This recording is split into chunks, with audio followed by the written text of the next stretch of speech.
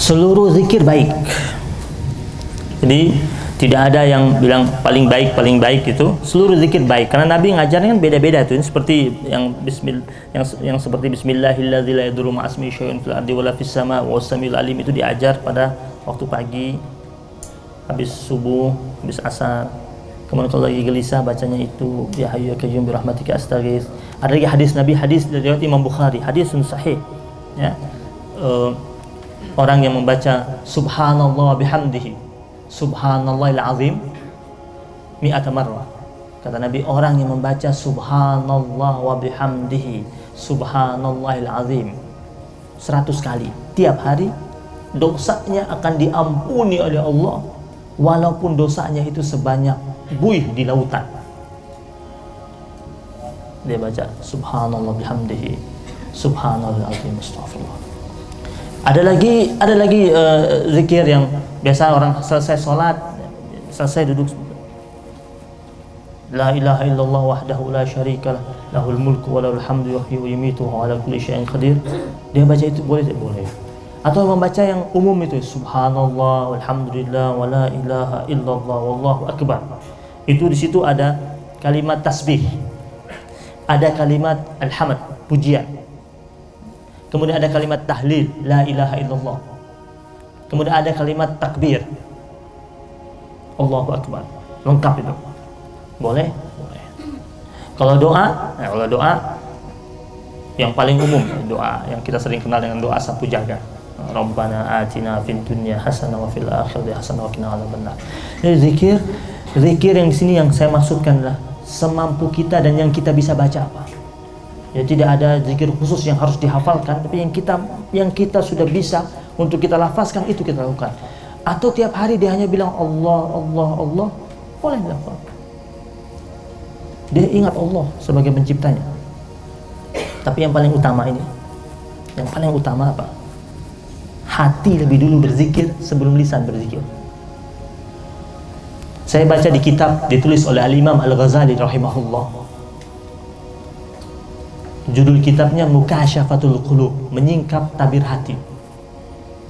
Itu Al-Imam Al-Ghazali menulis riwayat tentang dialog Allah dengan Musa alaihissalam. Kan Musa ini hamba Allah yang wa kallamallahu Musa taklima, yang pernah diajak bercakap-cakap dengan Allah Subhanahu wa taala.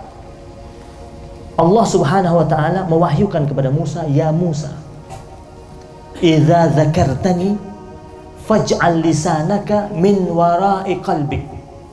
Allah bilang, wahai Musa, kalau kau mau berzikir kepadaku, kalau kau mau menyebut namaku, kata Allah, faj'al lisanaka min wara'i qalbik, jadikanlah lisanmu berada di belakang hatimu.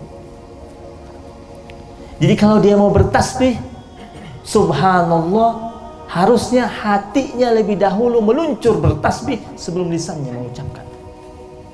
Itu zikir yang sempurna. Kan kita sering melihat banyak majlis zikir bertebaran di tempat kita, lautan manusia yang hadir. Tetapi kadang-kadang kita sering bertanya, berzikirkah mereka ketika mereka berjalan ke tempat majlis zikir tersebut dengan menggebrak-gebrak kendaraan lain dan disuruh minggir? Berzikirkah mereka? Sedangkan efek dari zikir tatmainnul qulub, hatinya tenang. Berzikirkah mereka yang berangkat ke majlis zikir tersebut secara berombongan menerobosi lampu merah menyebabkan kemacetan di mana-mana? Tidak patuh peraturan. Harusnya kalau mereka berzikir, mereka tenang berangkat ke tempat majlis zikir dan pulangnya tenang. Berzikirkah mereka yang berangkat ke majlis zikir tersebut berboncengan laki-laki dan perempuan dan bukan muhrimnya?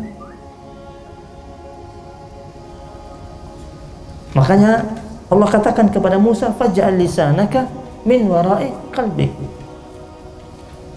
Jadikanlah lisanmu berada di belakang hatimu.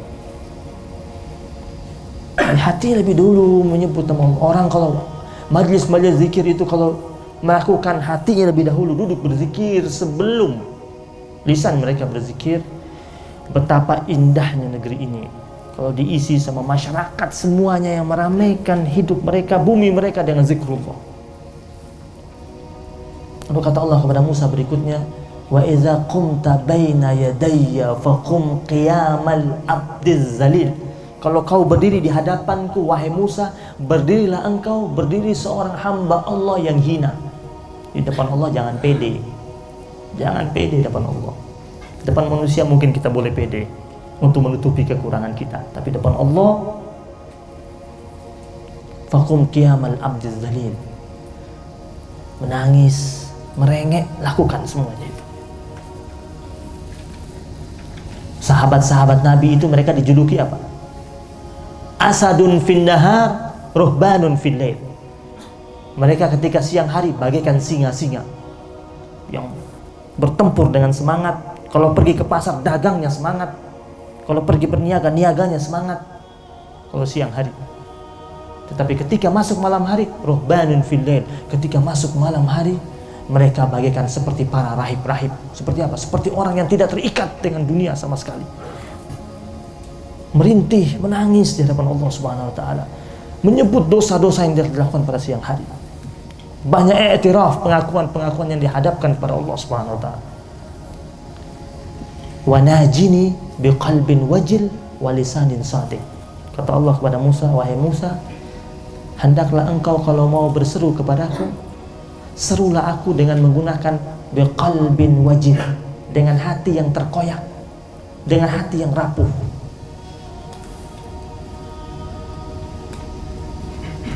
Wa lisanin shadiq. Dan kalau mau berzikir kepadaku atau meminta kepadaku, berdoa kepadaku, datanglah dengan menggunakan lisan yang jujur. Di hadapan manusia mungkin kita bisa pakai 1.000.000 topeng, 1.000 wajah, tetapi di hadapan Allah nggak berlaku itu. Datanglah kepada Allah dengan terbuka semuanya, dan akuilah semua di hadapan Allah bilisanin shadiq, jujur semuanya di hadapan Allah, terbuka semua di hadapan Allah. Dan dengan demikian pasti Allah akan hadirkan solusi buat kita. Wallahu a'lam.